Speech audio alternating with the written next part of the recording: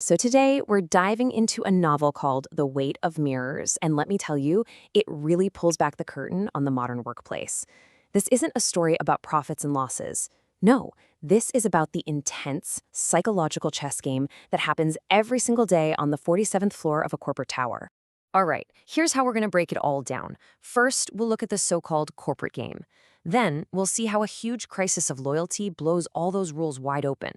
We'll get into the professional masks everyone's forced to wear, their desperate search for an exit, and finally, we'll unpack what that incredible title, The Weight of Mirrors, is all about. Okay, first up, the corporate game.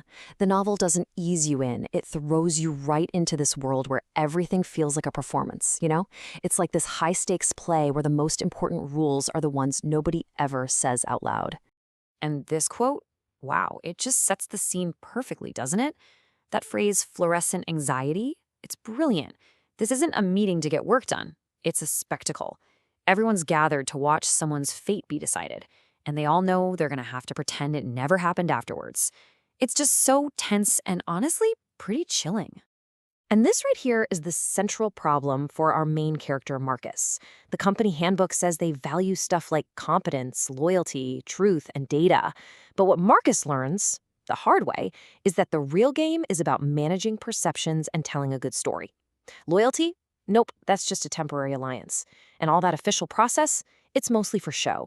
The real calls are made based on raw power and who likes whom. I think we can all recognize that gap between what a place says it is and how it actually feels to work there. So when you have these unwritten rules floating around, it's only a matter of time before things get messy. And that brings us to our second theme, a huge crisis of loyalty. This is the moment where everything that was unspoken suddenly becomes painfully, brutally clear. And just look at how fast his world falls apart. It all happens in one morning. At 9 a.m., Marcus is doing everything right, presenting his data, thinking he's playing by the rules. An hour later, he's been totally sidelined by his boss, Catherine, who he's also been having an affair with. And who gets the promotion? The guy he trusted, Thomas. By 11 a.m., the real gut punch lands. He realizes their entire relationship wasn't about connection, it was just another transaction. To really get what's going on, it helps to see these characters as different types you might find in any office. You've got Marcus, the principled guy who actually believes the official rules. Then there's Catherine, the ultimate pragmatist, who sees principles as things you can pick up and put down. Thomas is the ambitious guy who knows that what people think is more important than what's real. And then you have Elena, the quiet observer, who gets that real power is about watching and waiting for the right moment. Okay, so let's talk about Catherine's worldview for a second, because it is absolutely ice cold. For her, guilt is just something weak people feel when they can't tell the difference between social rules and what's actually real. In her world, loyalty and trust aren't moral obligations. They're just tools for getting ahead. And then you have Marcus, who is on a completely different planet. He believes the exact opposite, that when you give someone your trust, it should mean something. You don't just throw it away because things get inconvenient.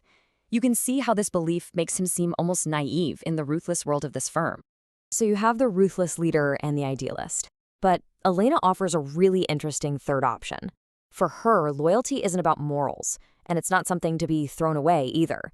It's a pragmatic calculation. It's just math. Is it smarter to stay stable and loyal, or is the risk of making a change worth it? It's a much colder, more analytical way to play the game. All these different ways of thinking lead us right to our next big idea, the psychological toll of all this. I mean, what does it do to a person when your job basically requires you to wear a mask all day, every single day? The book almost gives you a playbook for this performance. Step 1, calibrate your visibility. Know when to step into the spotlight and when to disappear. Step 2, project confidence, even when you have no idea what you're doing.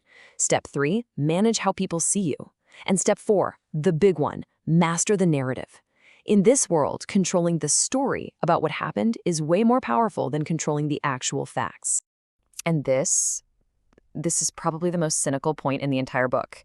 In a place that demands constant acting, even being authentic just becomes another role you play. It's another mask you put on when you think it'll get you what you want. But here's the twist. You'd think Catherine, the master of this game, would be thriving, right? But even she feels trapped by it. In this really rare, vulnerable moment, she admits her biggest fear is that the mask will basically become her face, that the professional role will just swallow her whole until there's nothing else left. So, this feeling of being trapped, it naturally makes our characters start looking for a way out. But the novel asks this really powerful question. Once you know the rules of the game, can you ever really truly leave it behind? And we see everyone try a different escape route. Marcus just walks away, looking for a life with more meaning. Elena makes a calculated move to a smaller, hopefully better firm. Thomas gets pushed out, which actually forces him to take a hard look at his life. And even Catherine, right at the top, dreams about leaving for the nonprofit world to escape how empty her success feels.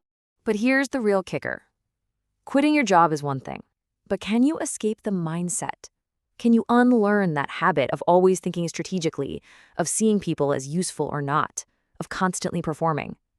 That's the real trap. And all this performance, this loyalty, this betrayal, it brings us to the very heart of the novel. The title itself, The Weight of Mirrors. This is where it all comes together. So, what is the weight of mirrors?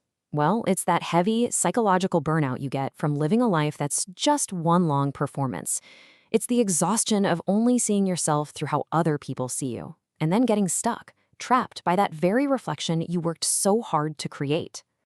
Now, if that's the problem, the novel also hints at a solution. It's in the relationship that starts to form between Marcus and Elena, and it's the total opposite of everything else at the firm. One kind of connection is just a temporary deal based on usefulness. The other kind, the real kind, requires vulnerability and being present without an agenda. It's about acceptance, not usefulness. And in the end, that's the question the book leaves ringing in your ears long after you've finished it. It really makes you turn it back on yourself and ask, in a world that so often demands a performance from us, how do we find what's actually real?